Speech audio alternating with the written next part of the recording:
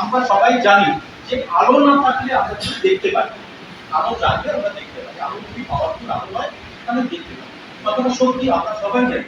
এবার আপনার চোখের সামনে আমি 10,000 ওয়াটের একটা আলো জ্বেলে দিলাম বা 20,000 ওয়াটের একটা আলো জ্বেলে দিলাম, আপনি কি দেখতে পাবেন?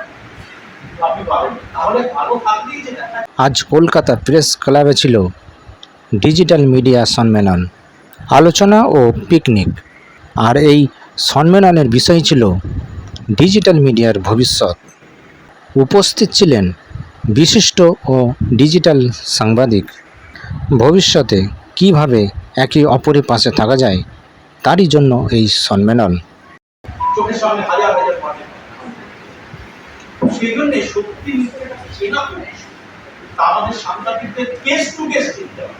আপনারা মাঠে ঘাটে যান, আপনারা একদম স্পটে চলে যান, আপনারা গিয়ে দেখবেন যে কোনটা ঠিক। আমরা সাংবাদিকরা সবসময় বড় করে থাকতে পারি না। একটা রাস্তায় অ্যাক্সিডেন্ট হলো, একটা বাচ্চা মেয়েকে চিপে দিয়ে চলে গেল, আমাদের লোকের কাছে শুনতে হয়। কেউ বলবে যে বাচ্চা মেয়েরা আজকে আমাকে একটু আগে বলছিল তুমি রাম রহিমের দেওয়া ভিডিও, সেটা আমি ইয়ে করেছি, হ্যাঁ সেই হরিয়ানা শিক্ষা।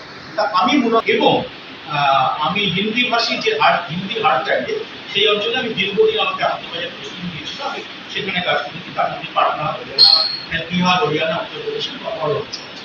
সেখানকার রাজনীতি এবং সাংবাদিকদের সঙ্গে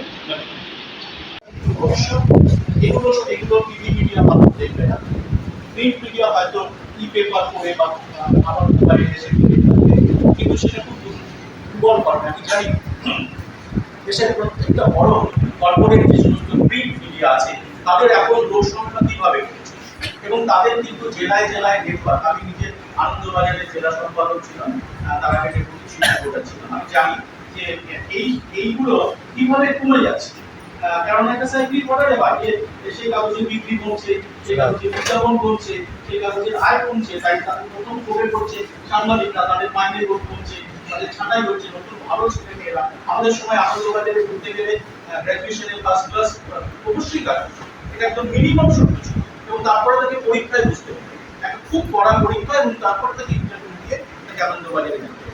এখন এই কোনো ফার্স্ট ক্লাস ছেলে মেয়ে এই বড় প্রিন্ট মিডিয়া চাকরি করতে আসছে না, ভালো মেধাবী ছেলে মেয়ে আসছে, তারা নিজেরাই ডিজিটাল মিডিয়া করছে।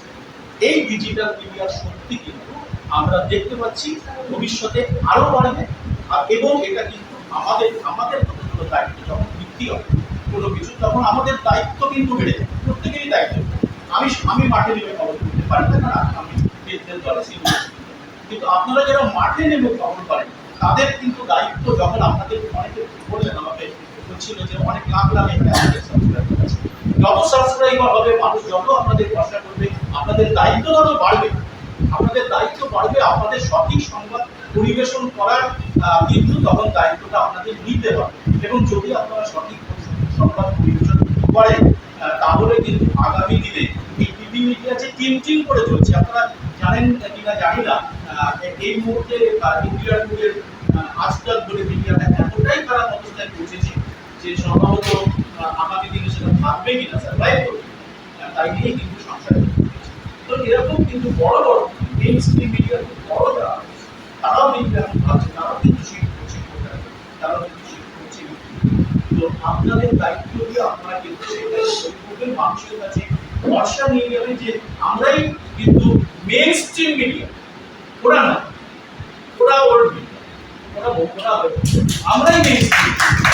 এইটা কিন্তু আপনাদের একদিন বলতে হবে যে আমরা মেইন স্ট্রিম মিডিয়া রয়েছি, হ্যাঁ সেইটা আপনাদের করে দেখাতে হবে।